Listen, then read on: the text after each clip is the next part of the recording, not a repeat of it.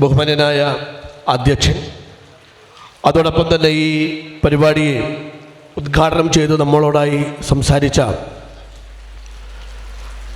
രാജ്യത്തിൻ്റെ പാർലമെൻറ്റ് അംഗം, ഏറ്റവും ബഹുമാന്യനും പ്രിയപ്പെട്ടവരുമായ ശ്രീ ജോൺ ബ്രിട്ടാസ്, എൻ്റെ പ്രിയ സുഹൃത്ത് പി കെ ഫിറോസ് ഉൾപ്പെടെയുള്ള വേദിയിലെ സലീം മടവൂർ ഉൾപ്പെടെയുള്ള വേദിയിലെ ഏറ്റവും പ്രിയപ്പെട്ടവരെ, ഇന്ന് നൈപുണിക വിദ്യാഭ്യാസത്തിൻ്റെ പ്രാധാന്യത്തെ പൊതുസമൂഹത്തിന് മുന്നിൽ അവതരിപ്പിക്കാൻ കഴിയുന്ന ഏറ്റവും പ്രധാനപ്പെട്ട ഒരു ദിവസമാണ്. വേൾഡ് സ്കിൽ എഡ്യൂക്കേഷനുമായി ബന്ധപ്പെട്ട ആ ദിനത്തിൽ കോഴിക്കോട്ടെ ഏറ്റവും പ്രധാനപ്പെട്ട ഒരു സാങ്കേതിക വിദ്യാഭ്യാസ സ്ഥാപനമെന്ന നിലക്ക് മർക്കസ് ITI സംഘടിപ്പിച്ച ഈ പരിപാടിയിൽ പങ്കുചേരാൻ കഴിഞ്ഞതിലുള്ള സന്തോഷം ഞാൻ ആദ്യമേ രേഖപ്പെടുത്തുകയാണ്. മർക്കസ് ഒരു വിദ്യാഭ്യാസ സ്ഥാപനമെന്ന നിലക്ക് സാങ്കേതിക വിദ്യാഭ്യാസ രംഗത്ത് മാത്രമല്ല, കേരളത്തിലും ഇന്ത്യയിലുമെല്ലാം ഏറ്റവും പ്രശസ്തമായ മറ്റൊട്ടേറെ വിദ്യാഭ്യാസ സംവിധാനങ്ങളെ കൂടി ഏറ്റവും നന്നായി നടത്തിക്കൊണ്ടുപോകുന്ന ഒരു സംവിധാനമാണ്.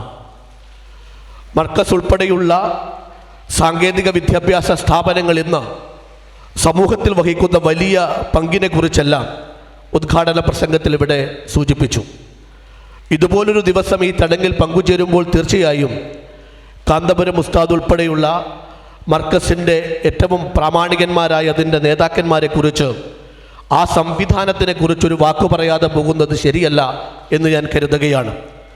ഇന്ന് ലോകമെല്ലാവരും ശ്രദ്ധിക്കുന്നു. നേരത്തെ സ്വാഗത പ്രസംഗത്തിൽ സൂചിപ്പിച്ചതുപോലെ കാന്തപുരം ബഹുമാന്യനായ ഉസ്താദ് അദ്ദേഹത്തിൻ്റെ കൂടി സാന്നിധ്യത്തിൽ, അദ്ദേഹത്തിൻ്റെ കൂടി അഭിപ്രായത്തിൽ യമനിൽ നടക്കുന്ന ഒരു ചർച്ചയെക്കുറിച്ചാണ്. നിമിഷപ്രിയ എന്ന് പറയുന്ന മലയാളിയായ ഒരു പെൺകുട്ടി തൻ്റെ അടുത്തു വന്ന മരണത്തെക്കുറിച്ച് മാത്രം ചിന്തിച്ച് യമനിലെ ജയിലറയിൽ കിടക്കുന്ന സന്ദർഭത്തിലാണ് ഇനി മരണമല്ലാതെ മറ്റൊരു വഴിയുമില്ലെന്ന് ഒരുപക്ഷെ നാട്ടിലെല്ലാവരും ചിന്തിച്ചുറപ്പിച്ചൊരു നേരത്താണ് ആ കുട്ടിയുടെ മനസ്സിലേക്ക് മാത്രമല്ല, ഒരു നാടിൻ്റെ ആകെ മനസ്സിലേക്ക് പ്രതീക്ഷയുടെ ചില പകലുകൾ കൂടി പകർന്നു നൽകിക്കൊണ്ട് ഉസ്താദിൻ്റെ ഇടപെടൽ അവിടെ ഉണ്ടാവുന്നത്. ഇപ്പോൾ ഇവിടെ സൂചിപ്പിച്ചു, ഇന്ന് രാവിലെ കേരളത്തിലെ സമയം 12 മണിയോടുകൂടി അവിടെ നടക്കുന്നൊരു വലിയ ചർച്ച, ആ ചർച്ചയിൽ ഉണ്ടാകാൻ പോകുന്നൊരു തീരുമാനം, അത് ആ തീരുമാനത്തെ പ്രതീക്ഷിച്ചാണ്, ആ തീരുമാനത്തിൽ അർപ്പിച്ച പ്രതീക്ഷയിലാണ് നമ്മളെല്ലാവരും ഇപ്പോൾ കാതോർത്തിരിക്കുന്നത്. തീർച്ചയായിട്ടും അവിടെ നിന്ന് കേൾക്കുന്ന വാക്കുകൾ ഒരു കുട്ടിയുടെ ജീവിതം സംരക്ഷിക്കപ്പെടുന്നു, അല്ലെങ്കിൽ അവളെ മോചിതയാക്കുന്നു എന്ന ഏറ്റവും പ്രധാനപ്പെട്ട ഒന്നാവണമെന്നാണ് നമ്മളെല്ലാവരും ആഗ്രഹിക്കുന്നത്. വിശ്വാസികൾ അങ്ങനെയാണ് പ്രാർത്ഥിക്കുന്നത്, വിശ്വാസമില്ലാത്തവർ അങ്ങനെയാണ് പ്രതീക്ഷയർപ്പിക്കുന്നത്. തീർച്ചയായിട്ടും നല്ല വാർത്ത വരുമെന്ന പ്രതീക്ഷയിൽ തന്നെയാണ് നമ്മളെല്ലാവരും ഈ ദിനത്തെയും തള്ളി നീക്കുന്നത്. സുപ്രധാനമായ ഒരു ദിനത്തെ ലോകത്തിനു മുന്നിൽ തന്നെ അടയാളപ്പെടുത്താൻ കഴിയുന്ന ഏറ്റവും മഹത്തായ ഒരു സന്ദർഭത്തെ കൂടി ഈ ഒരു വേദിയിൽ അനുസ്മരിച്ചു പോകുന്നു, അല്ലെങ്കിൽ അതുമായി ബന്ധപ്പെട്ട് കൂടി സംസാരിച്ചു പോകുന്നു എന്ന് മാത്രം. വിഷയത്തിലേക്ക് എത്തിച്ചേർന്നാൽ തീർച്ചയായിട്ടും ഇന്ന് സാങ്കേതിക വിദ്യാഭ്യാസ പ്രവർത്തനങ്ങളുടെ ഏറ്റവും വലിയ മാതൃകകൾ നമുക്ക് ലോകത്തിനു മുന്നിൽ ഒട്ടേറെ കാണിച്ചു കൊടുക്കാൻ വേണ്ടി സാധിക്കും. അറിവ് നേടുക എന്നതിനൊപ്പം ഒരു തൊഴിൽ കൂടി സംഘടിപ്പിച്ചെടുക്കുക എന്ന രീതിയിലേക്ക് വിദ്യാഭ്യാസ പ്രവർത്തനങ്ങൾ ലോകത്താകമാനം മാറിത്തീരുന്നുണ്ട്. അതിനൊരുപാട് മാതൃകകളെ സൃഷ്ടിക്കാൻ മർക്കസ് പോലെയുള്ള ITI പോലെയുള്ള സർക്കാരിൻ്റെയും സർക്കാരിതരമായ സംവിധാനങ്ങളുടെയും എല്ലാം നിരവധി വിദ്യാഭ്യാസ സ്ഥാപനങ്ങൾക്ക് സാധിക്കുന്നു. അറിവ് നേടുക, തൊഴിൽ നേടുക എന്നതിൽ നിന്നും അല്പം കൂടി നാം മുന്നോട്ട് പോവുകയാണ്. പുതിയ വിദ്യാഭ്യാസ ക്രമത്തിലൂടെ അല്ലെങ്കിൽ പുതിയ വിദ്യാഭ്യാസ സംവിധാനത്തിലൂടെ ഒരു വ്യക്തിയുടെ തൊഴിൽ നേട്ടം എന്നതിനൊപ്പം തന്നെ ഒരു സമൂഹത്തിലെ ഒരുപാട് പേർക്ക് തൊഴിലുണ്ടാക്കി കൊടുക്കാൻ കഴിയുന്ന അവസരങ്ങൾ സൃഷ്ടിച്ചെടുക്കുക എന്ന സംരംഭകത്വം എന്ന ഒരു പുതിയ വാക്കിൻ്റെ വിപുലത കൂടി നമ്മുടെ നാട്ടിൽ സൃഷ്ടിക്കപ്പെടുകയാണ്. കേരളത്തിലെ ഭരണകൂടം കഴിഞ്ഞ വർഷമാണ് സംരംഭക വർഷമായി ആചരിക്കാൻ വേണ്ടി തീരുമാനിച്ചത്. അന്ന് സർക്കാർ ലക്ഷ്യമിട്ടത് ഈ നമ്മുടെ നാട്ടിൽ വിവിധങ്ങളായ സംരംഭക പ്രവർത്തനങ്ങളിലൂടെ എൻ്റെ വീടിൻ്റെ, എൻ്റെ കുടുംബത്തിൻ്റെ, എൻ്റേതു മാത്രമായ വരുമാന മാർഗങ്ങളിൽ നിന്നുള്ള ചിന്തകളിൽ നിന്നും മാറി എന്നിലൂടെ, ഒരു സംരംഭകനിലൂടെ മറ്റൊരുപാട് കുടുംബങ്ങൾക്ക് കൂടി ആശ്രയമാകാൻ കഴിയുന്ന പുതിയ പ്രവർത്തനങ്ങളെ സൃഷ്ടിച്ചെടുക്കാൻ വേണ്ടിയിട്ടുള്ള ഒരു ആശയമായിട്ടാണ് അഭൂതപൂർവമായ മുന്നേറ്റമാണ് ആ രംഗത്ത് കേരളം ഇപ്പോൾ കൈവരിച്ചിരിക്കുന്നത്. ഏതെങ്കിലും 1-2 മാസങ്ങൾ കാലം കൊണ്ട് ലക്ഷ്യമിട്ടതിൻ്റെ ഇരട്ടിയിലും അധികമായി പുതിയ സംരംഭക പ്രവർത്തനങ്ങൾ ആരംഭിക്കപ്പെടുന്നു. ആ സംരംഭകത്വങ്ങളിലേക്ക് അവർക്ക് വഴികാട്ടിയായി തീരുന്നത്, പലപ്പോഴും ചെറുപ്പക്കാർക്ക് വഴികാട്ടിയായി തീരുന്നത്, ആ സംരംഭക പ്രവർത്തനങ്ങളിൽ ഏർപ്പെട്ടവരുടെ പട്ടിക എടുത്ത് പരിശോധിച്ചാൽ നമുക്ക് മനസ്സിലാവുന്നത് കൂടുതലായി സാങ്കേതിക വിദ്യാഭ്യാസം നേടിയ ആളുകളാണ്.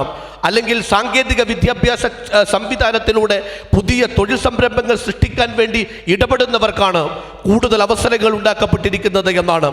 അപ്പോൾ തീർച്ചയായും നമുക്ക് നാളെ ഒരു പുതിയ ഇന്ത്യയെക്കുറിച്ചുള്ള അന്വേഷണത്തിൽ, വിദ്യാഭ്യാസ രംഗത്തിൻ്റെ മാറ്റങ്ങളെക്കുറിച്ചുള്ള ആലോചനകളിൽ അറിവിനൊപ്പം തന്നെ തീർച്ചയായും ഒരു തൊഴിൽ കൂടി നേടിയെടുക്കാൻ കഴിയുന്ന സംവിധാനങ്ങൾ കൂടി വിദ്യാഭ്യാസ പ്രവർത്തനത്തിൻ്റെ സമൂലമായ മാറ്റത്തിൻ്റെ കൂടി ഭാഗമാക്കി തീർക്കണമെന്ന ചിന്ത നമുക്കിടയിലേക്ക് ഉണ്ടാക്കി തീർക്കാൻ ഈ ദിനത്തിന് സാധ്യമാവട്ടെ.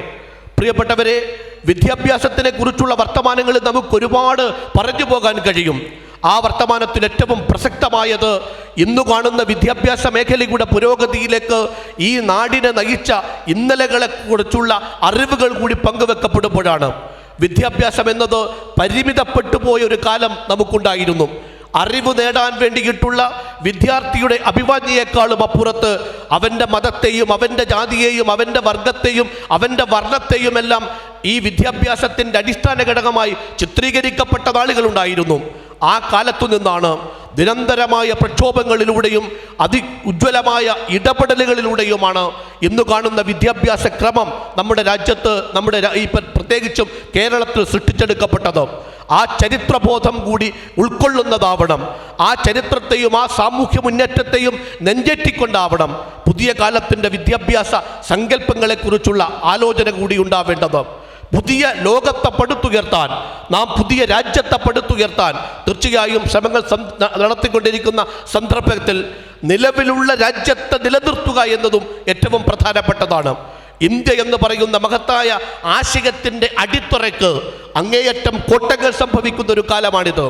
ആ ആശയത്തെ ഇല്ലാതാക്കാൻ വേണ്ടിയിട്ടുള്ള ബോധപൂർവ പരിശ്രമങ്ങൾ ഉണ്ടാവുന്ന കാലവുമാണ് ഇത്. ഇന്ത്യ ഉയർത്തിപ്പിടിക്കുന്ന ഭരണഘടനയുടെയും അതിൻ്റെ ഏറ്റവും പ്രധാനപ്പെട്ട ജനാധിപത്യ ബോധത്തിൻ്റെയും അത് ഉയർത്തിപ്പിടിക്കുന്ന മതനിരപേക്ഷതയും എല്ലാം അടിയിൽ കത്തിവെക്കുന്ന സമീപനം കൂടി നമ്മുടെ നാട്ടിൽ സൃഷ്ടിക്കപ്പെടുന്നുണ്ട്. ദൗർഭാഗ്യകരമെന്ന് പറയട്ടെ, ഇവയെല്ലാം സംരക്ഷിക്കപ്പെടേണ്ട ഭരണകൂടത്തിൻ്റെ ഭാഗത്തു നിന്ന് അതിനെ തകർക്കാൻ വേണ്ടിയുള്ള ശ്രമമുണ്ടാവുന്ന ഒരു കാലം കൂടിയാണ് ഇത്.